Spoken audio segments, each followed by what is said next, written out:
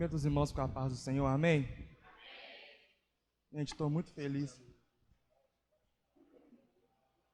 Estou muito feliz de estar aqui, graças a Deus, mais uma vez industrial. Amo esse povo. Sempre que eu vim pregar aqui, eu falo que é uma responsabilidade, parece que maior.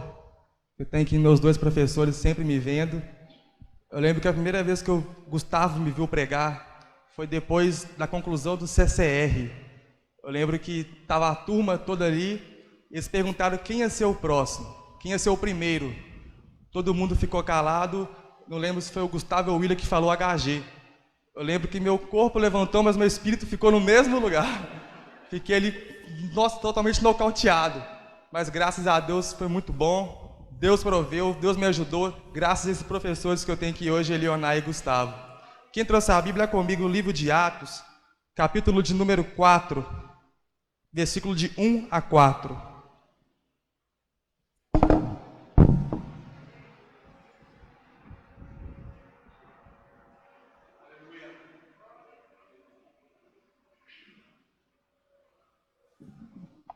Livro de Atos, capítulo de número 4, versículos de 1 a 4. Todos acharam? Amém? E enquanto falavam ao povo, os sacerdotes e o capitão do templo e os saduceus vieram a eles, muito irritados, porque ensinavam ao povo e anunciavam por Jesus a ressurreição dos mortos, e lançaram mão deles, e os colocaram sob custódia até o dia seguinte, porque já era tarde. Entretanto, muitos dos que ouviram a palavra creram, e o número de homens era cerca de quase 5.000.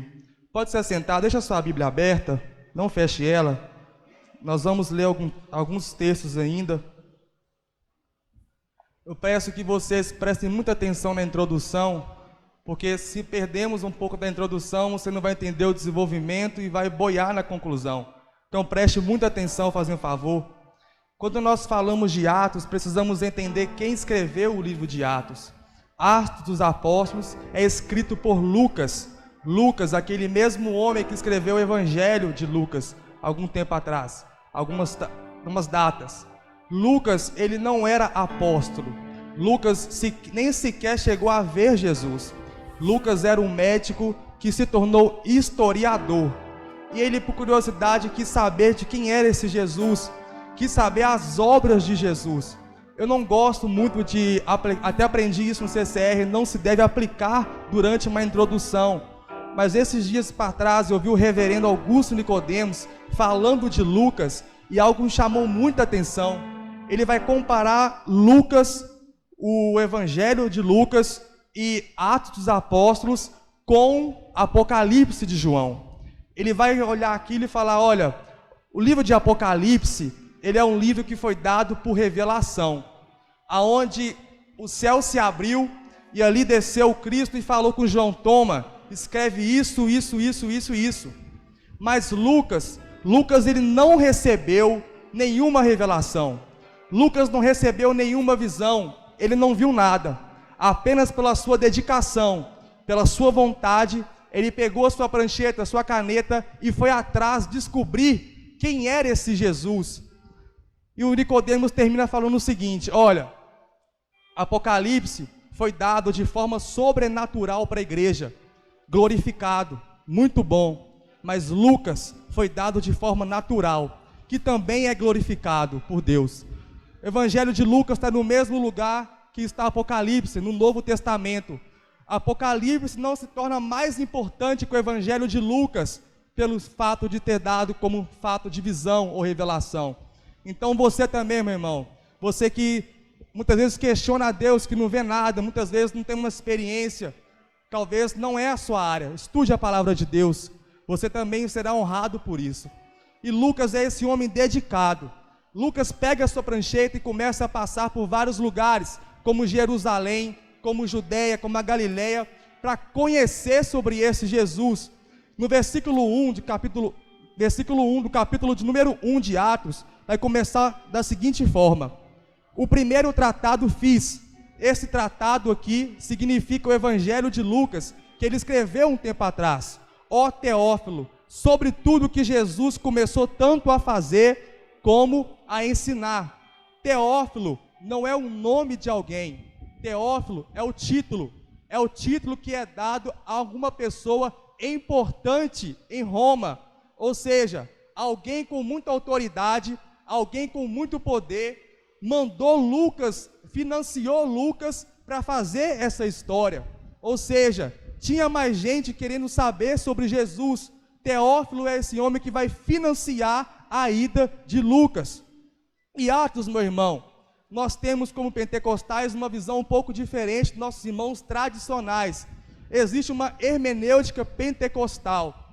Alguns irmãos tradicionais, nossos irmãos tradicionais, eles pegam o livro de Atos como apenas uma narrativa histórica.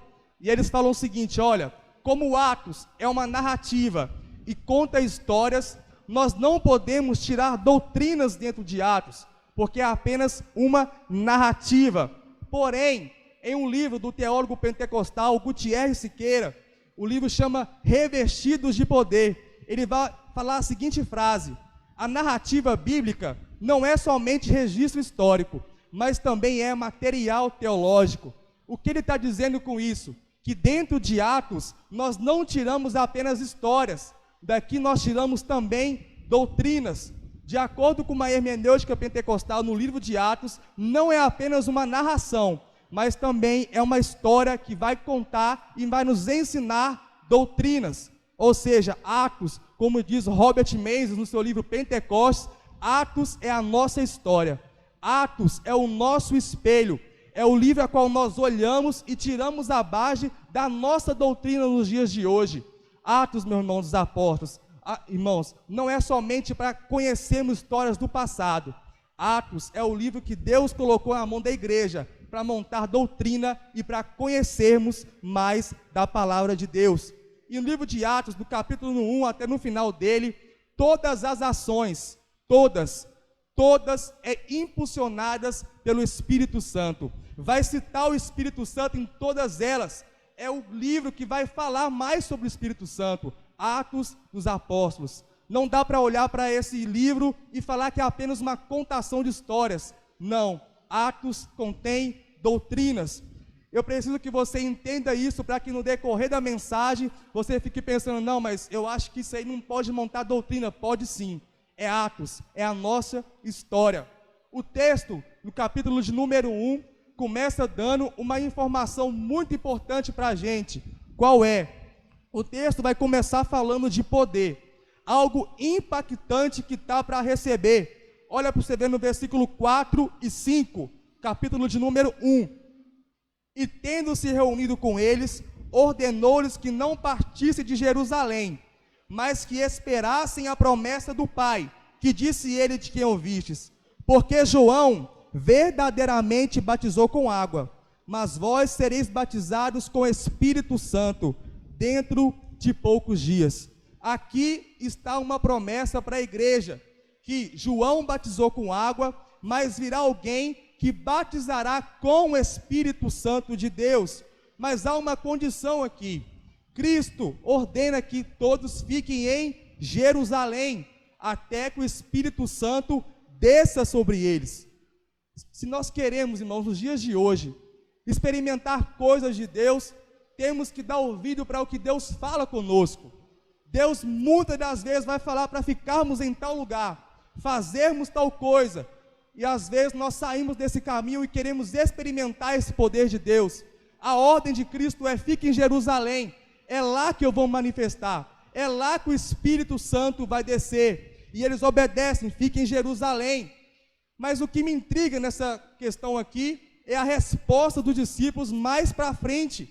No versículo de número 6 vai dizer o seguinte: portanto, aqueles que se haviam reunido perguntaram, dizendo: Senhor, tu restaurarás neste tempo o reino de Israel? Entenda o que está acontecendo aqui. Cristo, ele acaba de prometer o Espírito Santo, prometer aquele que vai morar dentro de você, aquele que vai ficar com você em todos os momentos, aquele que vai enxugar suas lágrimas, aquele que quando você acordar vai andar com você, aquele que no seu trabalho vai estar com você, nas horas difíceis vai estar com você. Cristo está falando sobre isso. Olha, o Espírito Santo vai vir sobre vocês, vocês serão batizados e ele vai habitar em vocês. E alguém pergunta, mas é nesse tempo que o templo de Israel vai ser restaurado? Meu querido, é como se eu chegasse aqui para o Gustavo e falasse, Gustavo, olha, eu vou pagar todas as suas contas, todas as suas dívidas, você não vai dever mais nada, tudo que você precisava pagar, não tem condições, eu vou pagar no seu lugar. Aí o Gustavo levanta a mão e fala, mas eu posso fazer dívida depois? Cristo acabou de falar que a solução do problema deles vai estar aqui. Você vai ter o Espírito Santo que vai habitar em vocês. Mas a pergunta deles é, mas o tempo de Israel, é nesse tempo que vai restaurar Israel? Havia naquela época um desejo deles, uma doutrina deles, que chegaria alguém que ia governar de forma política, alguém que ia sentar num trono, ia reinar literalmente Israel, ia colocar Israel ali no auge novamente, Israel voltaria a dominar o mundo. Mas Cristo não está falando disso, ele está falando de algo celestial, que ia habitar no coração do homem.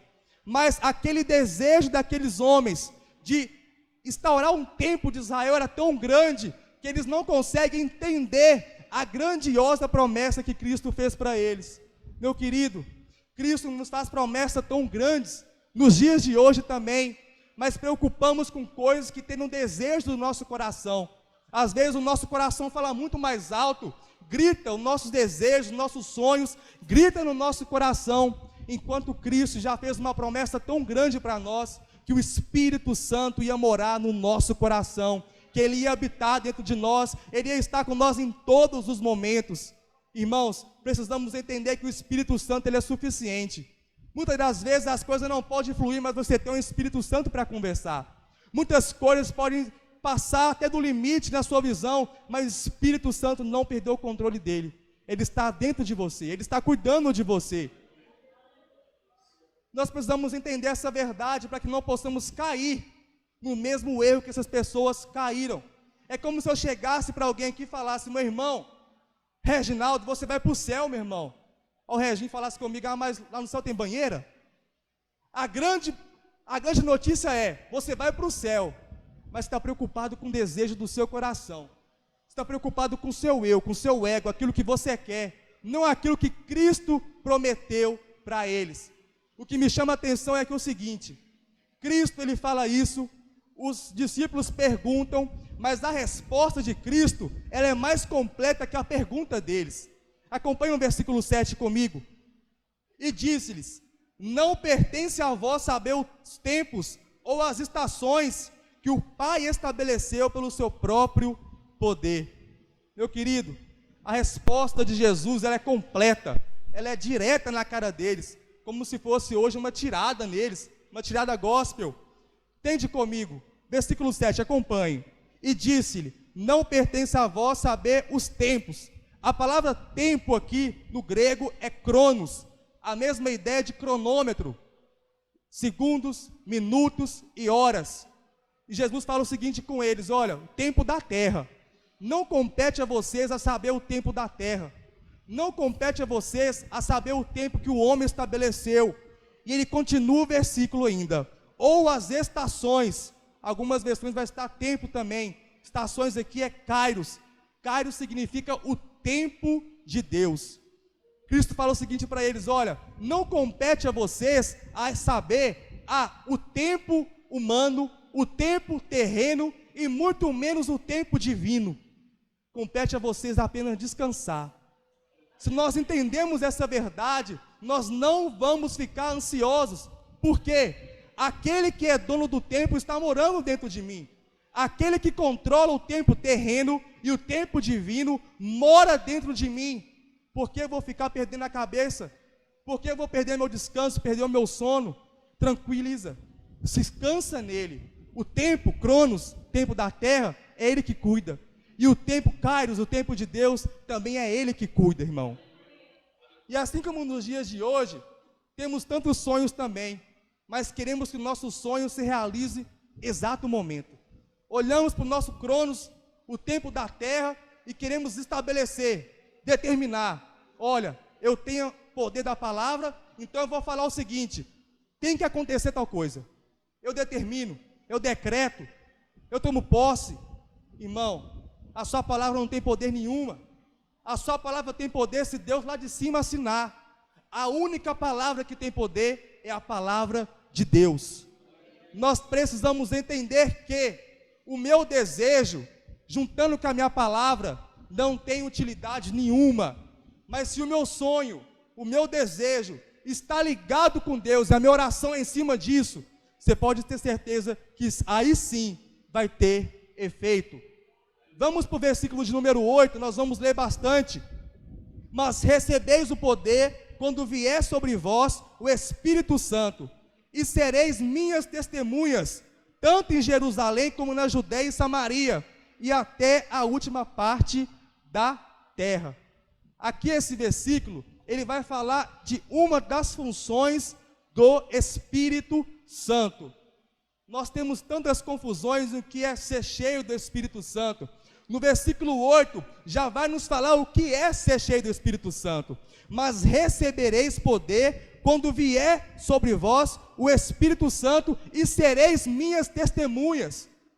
A primeira evidência que a pessoa é cheia do Espírito Santo é ela ser testemunha de Cristo.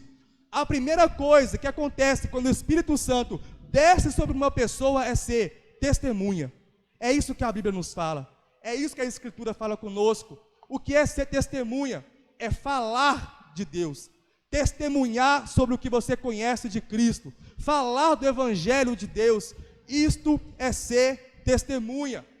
Infelizmente eu consigo duvidar muito de pessoas que até mesmo têm grandes manifestações sobrenaturais, mas não conseguem testemunhar de Cristo. Pessoas que aqui dentro é uma maravilha, conseguem até falar em línguas, mas lá fora não consegue usar a língua para testemunhar sobre Jesus. Essa é a primeira evidência. Quando o Espírito Santo descer sobre vocês, vocês serão testemunhas. Vocês falarão do meu nome, vocês vão falar da minha grandeza e do Evangelho. Irmãos, precisamos, é necessidade nos dias de hoje, sermos testemunhas de Cristo. Seja assim aqui na igreja, na presbiteriana, seja no nosso serviço, na escola, na faculdade, não importa onde você esteja. É um sinal, é o primeiro sinal que você é cheio do Espírito Santo. Seja testemunha dele. Versículo de número 9 e 10. E falando essas coisas, vendo eles, ele foi levado para cima, e uma nuvem o recebeu, ocultando os seus olhos. Enquanto eles olhavam firmemente para o céu, enquanto ele subia, eis que 2 homens se puseram junto deles, com vestiduras brancas, versículo 11, os quais lhe disseram: homens da Galileia, por que estáis aí parados, olhando para o céu? Olhe para mim. Jesus, ele acaba de prometer o Espírito Santo. Afirma que vai vir aquele que vai habitar. Jesus está falando isso exatamente uma ilustração. Ele vai voando, subindo igual o Superman mesmo, devagar. Eu imagino os discípulos olhando devagarzinho para Jesus subindo, até que as nuvens tampam Jesus. E a Bíblia fala que eles ficaram firmemente olhando para o céu. Eles ficaram com os olhos fixos. Jesus já tinha sumido, não estava lá mais, mas os olhos dele estavam lá ainda, olhando de forma fixa. E por que eles ficaram olhando? Porque, pelo desejo do coração deles, eles não entenderam o que Jesus acabou de falar. Ele falou que estava indo e enviar o Espírito Santo para ficar em Jerusalém, ali eles seriam revestidos de poder. Ele fala isso, sobe, eles ainda estão olhando, parados, esperando alguma coisa. É hora de nós pararmos de esperar alguma coisa. Jesus já fez, ele já falou, agora é hora de tomar atitude, agora é hora de fazer. Não devemos ficar parados olhando para cima. Imagina um olhando para o outro e falando: e agora? Subiu, ficamos sozinhos agora. Aí o outro: não, espera aí, vai dar uma trovoada ali, alguma coisa vai acontecer. Mas não aconteceu nada. Apenas 2 homens desceram, 2 anjos. E a pergunta deles é fantástica, porque eles revelam como eles estavam perplexos. Ele fala: homens da Galileia, por que estás olhando para o céu? Por que os seus olhos estão tão grudados? Parece que vocês não entenderam o que está para acontecer. Ele acabou de falar, parece que você não entendeu ainda. Ele acabou de falar com vocês. Como nós temos facilidade de esquecer o que Cristo fala conosco, irmão. Cristo acaba de falar através de uma pregação conosco. Saímos daqui empolgados, animados, passamos da porta ali, esquecemos tudo. Tudo que eu ouvi saiu da minha mente, então meu coração não vai praticar, saiu. Aqui acabou de falar com eles: olha, vai descer o Espírito Santo, fiquem em Jerusalém, que eu vou ir. Jesus sobe e eles estão parados olhando. É não entender, é não compreender o que Cristo falou conosco. Que nessa noite o nosso coração venha entender isso, que possamos entender o que Cristo fala conosco. E como que eu entendo? A palavra dele já está revelada, já está escrita. Estude a palavra de Deus em todo momento, traga ela para dentro de você. Eu vi uma pregação do Hernandes Dias Lopes, que ele fala algo tão magnífico. Ele fala que você tem que ler a Bíblia sussurrando com ela, porque se você não fala com ela, dificilmente ela vai falar com você. Se você não lê a Bíblia com entusiasmo, com uma visão de que ela vai falar comigo, dificilmente ela vai falar com você, porque você vai estar lendo por estar lendo. Você não vai focar, você não vai estudar, você não vai querer saber o que tem por trás do texto. Foque na palavra de Deus, foque o que Cristo falou com vocês, para que vocês não fiquem olhando para o céu, pensando o que vai acontecer agora. E nós entendemos que ser cheio do Espírito Santo é ser testemunhas de Cristo. E eles entenderam isso agora. Depois que passou ali, os anjos perguntaram para eles: entendem? Então eles vão agora para Jerusalém. Eles ficam em Jerusalém. Essa é a promessa. A promessa é que o Espírito Santo iria vir sobre eles. Eles entendem a promessa. E agora é chegado o cumprimento dela. Atos, capítulo de número 2, versículo 1 vai dizer o seguinte: e tendo chegado o dia de Pentecostes, eles estavam todos concordamente em um só lugar. Irmão, olha para cá. Pentecostes não tem nada a ver com movimentos ou com falar em línguas. Pentecostes é uma festa judaica onde as pessoas celebravam a colheita. Ou seja, chegou o ano ali, vamos celebrar porque Deus abençoou a nossa colheita. É apenas uma coincidência que o Espírito Santo desceu na festa de Pentecostes. Esses dias eu ouvi um irmão pregar no YouTube, ele falou: olha, hoje vai acontecer um Pentecostes aqui. Eu pensei, vai ter uma festa judaica lá, será? Será que vai ter uma festa de colheita? Pentecostes não tem nada a ver com o descer do Espírito Santo. Apenas é uma festa judaica, uma tradição para celebrar a festa da colheita. Acontece que o Espírito Santo desce durante essa festa. Isso quer dizer Pentecostes. Continue lendo comigo. Versículo 2. E de repente veio do céu um som, como de uma rajada de vento impetuoso, e encheu toda a casa onde eles estavam sentados. E lhes pareceram línguas como de fogo, que se partiram e pousaram sobre cada um deles. Foca aqui de novo. Línguas como de fogo. Esse texto é magnífico. Lembra comigo o que Jesus falou em Atos, capítulo de número 1, versículo 8. Olha, vocês serão o quê? Testemunhas. Vocês vão ser testemunhas. Quando o Espírito Santo vier sobre vocês, aqui o Espírito Santo vem. E eles são cheios e começam a ter línguas como de fogo. Mas o que são essas línguas como de fogo? Eles começaram a testemunhar sobre Cristo. Como assim? Olha o versículo 6 e 7. E quando ocorreu esse estrondo, ajuntou-se uma multidão, estavam confusos, porque cada homem ouvia falar na sua própria língua, e todos eles estavam atônicos, e maravilharam, dizendo uns aos outros: vede, não são galileus todos esses que falam? Versículo 8. Como ouvimos cada homem em nossa língua em que nascemos? Vou te dar um exemplo que aconteceu aqui. Faz de conta que temos o Elionai, que é da Inglaterra, temos aqui o Gustavo, que é da Coreia, e temos o Regim, que é do Brasil. O Regim começa a pregar, Gustavo não entendeu nada, não está na língua dele. O Leonardo não entendeu nada, mas o Espírito Santo desce sobre o Regim, e ele começa a falar em coreano. Aí o Gustavo olha e fala, opa, esse camarada está falando na minha língua. E a pregação do Reginho é sobre Cristo.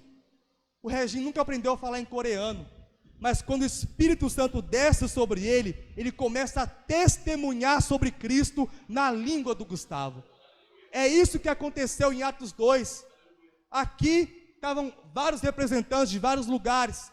O Espírito Santo desce e cada pessoa começa a ouvir a testemunha, começa a ouvir, a falar sobre Jesus na sua própria língua. Se cumpriu o que Jesus falou. Atos capítulo número 1, versículo 8, sereis minhas testemunhas. Aqui os discípulos começam a testemunhar sobre Cristo. Mais um fato, mais uma base bíblica, para que quando nós somos cheios do Espírito Santo, até não falar em línguas, nós testemunhamos sobre Cristo. Tudo que nós fazemos, toda manifestação que há durante um culto, tem que testemunhar sobre Cristo. Se vai testemunhar sobre o seu ego, sai fora. Se vai testemunhar sobre o quão grande você sabe, quão bem você canta, sai fora. Agora, se testemunhar sobre Cristo, glória a Deus por isso.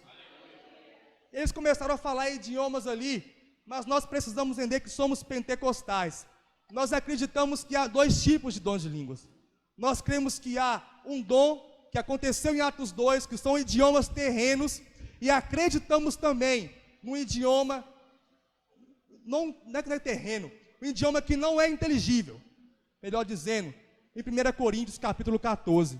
Se nós fazemos uma breve exegese, sabemos que em Atos 2, o dom de línguas, ele é falado para testemunhar, ele é falado de forma de pregação. A pregação, ela vai edificar meu próximo. Aprendi isso, compre esse livro, Revestidos de Poder, do Gutierrez, livro maravilhoso. Você quer conhecer a teologia pentecostal? Em Atos 2, vai nos falar sobre o dom que vai edificar o meu próximo. Eu vou pregar para ele em outra língua. Já em 1 Coríntios 14, vai nos falar de edificação própria. Quando eu falo em línguas, eu estou me edificando. Quando as línguas são terrenas, estou edificando o meu irmão. Então, irmãos, como pentecostais, como eu disse na introdução, Atos não é apenas uma narrativa. Atos contém doutrina. E nós cremos que tem doutrina, então nós acreditamos nisso. Sim, é possível Deus, o Espírito Santo, descer sobre alguém aqui e começar a falar em idiomas conhecidos que a pessoa nunca conheceu. Mas é possível também um dom de línguas de 1 Coríntios 14, onde a pessoa ela vai falando em línguas e aí a edificação própria. Aqui nós vemos o resultado da descida do Espírito Santo, mas precisamos entender que o resultado não para por aqui. Existem dois pontos desse resultado. Primeiro é a centralidade de Cristo. Quando o Espírito Santo ele está no negócio, há uma centralidade de Cristo. Como? Que base que eu tenho para isso? Se nós formos ler, eu não vou ler aqui, é muito grande, mas chegar em casa você ler do verso 19 até o 36, do capítulo de número 2, vai nos falar que Pedro começa a pregar, Pedro começa a falar, e a pregação de Pedro, do início ao fim, é sobre Cristo. Pedro começa a falar de Jesus do início ao fim. Hora nenhuma ele coloca a sua vida pessoal na pregação, não. Ele fala de Cristo o tempo todo. Ele fala de Deus o tempo todo. Ele não coloca o que ele sabe apenas. Ele não coloca o seu ego, não coloca a sua soberba, de maneira nenhuma. Pedro está cheio do Espírito Santo, e ele começa a falar sobre Cristo, ele começa a anunciar o Evangelho de Deus, e quando o Evangelho de Deus é anunciado, há arrependimento. No final do texto vamos ver que mais de 3.000 pessoas se arrependeram. Ele encerra a sua pregação falando, olha, arrependei-vos. ele fala sobre Cristo e agora anuncia que há o arrependimento. E ali há o arrependimento deles. Se a mensagem que vem sendo pregada nos dias de hoje, no nosso país, não tiver Cristo como centro, do início ao fim, irmão, exclui. Não provém do Espírito Santo. Não provém. Se a sua mensagem, aquilo que você fala, não provém Cristo, retira. Ah, mas tem umas partes boas, retira. Tem que ser Cristo do início ao fim. É isso que a Bíblia nos fala, que Pedro, cheio do Espírito Santo, ele vai pregar sobre Cristo somente, e vai anunciar o arrependimento, e ali as pessoas vão se arrepender. Outro evangelho não é aceito no nosso meio, Gálatas 1:8, ainda que desça um anjo do céu, que pregue outro evangelho, que seja anátema, significa amaldiçoado. Se uma pessoa chegar, começar a pregar o evangelho, e esse evangelho não contém Cristo nele como centro, amaldiçoado, não provém, não está cheio do Espírito Santo, é apenas balela, apenas conversa fiada, não vem de Deus, retira isso. Cristo, ele é o centro da nossa pregação. Mais um ponto, primeiro ponto é a centralidade de Cristo. O segundo ponto é que em Atos capítulo 3, vai nos relatar que acontece milagre. Sim, milagre. A partir do versículo 1, capítulo 3, ora, Pedro e João subiam juntos ao templo na hora da oração, sendo hora nona. Eu gosto da versão da King James, que ela vai frisar algo tão interessante. Ela vai frisar que Pedro e João, os dois, eles subiam juntos ao templo. Pedro não tinha um ego maior para falar: olha, João, eu sou um pouco mais cheio do Espírito Santo que você, né? Eu vivi mais ali, eu tenho um arrependimento maior com Jesus, um contato maior, então eu vou subir primeiro. Vou te deixar um pouquinho para trás aqui. Nem João falar: olha, Pedro, mas eu deitei no colo de Jesus ali. Não, um se coloca no mesmo patamar que o outro. Nós vamos subir junto ao templo, junto. Nós vamos caminhar juntos, nós vamos fazer as obras juntos. Se o irmão, qualquer pessoa, quiser derrubar outra, irmão, por soberba, pode ter certeza, essa pessoa também não está cheia do Espírito Santo. Quem está cheio do Espírito Santo, olha para o irmão do lado e fala: vamos subir juntos, vamos prosseguir juntos, vamos avançar juntos. Não tem essa de disputa no reino de Deus, quem faz melhor, quem canta melhor, quem prega melhor. Não é essa disputa. Nós precisamos entender, se queremos ver os milagres de Atos, precisamos ter também a atitude das pessoas de Atos. Necessitamos de subir junto. E nesse capítulo aqui vai relatar a cura de um coxo. Ele estava na porta do templo, naquela ocasião. Pedro e João passam por eles, e aquele homem fala: olha, por acaso você não tem uma esmola para me dar, não? Meu querido, se aquele homem pede esmola, é porque ele já estava acostumado com esmola. É que todo mundo que passava ali, dava esmola para ele. Mas Pedro e João falam: olha, meu, eu não tenho ouro nem prata, mas o que tenho eu te dou. Levanta e anda em nome de Jesus. Muitas pessoas que passavam ali, não estavam cheios do Espírito Santo, então dava qualquer esmola, dava qualquer coisinha para ele. Não, isso aqui vai te alimentar por um dia. Na terça-feira estava lá de novo. Não, agora até quinta vai te alimentar. Sexta estava lá de novo. Mas Pedro e João, eles não tinham esmola. Eles tinham o Espírito Santo na vida deles. Eles estavam cheios do Espírito Santo. E falou: olha, não tenho prata, filho, nem ouro, mas o que eu tenho eu te dou. Levanta e anda em nome de Jesus. Quantos paralíticos que a igreja brasileira vem alimentando nos dias de hoje, por falta de estar cheio do Espírito Santo, por falta de palavra, por falta de poder do Espírito. Chegam pessoas e apenas dão um alimento básico, aquela coisinha, aquela palavrinha: ah, eu não tenho muito para dar não, meu irmão. Então estude a palavra de Deus para ter o que dar, invista nela. Não fica dando esmola para o povo, não fica dando migalhas para o povo, para no outro dia ele precisar novamente. Se encha do Espírito Santo, se encha da palavra de Deus, para aquela pessoa não ter necessidade mais, porque você ministrou sobre ela o Espírito Santo, está curada.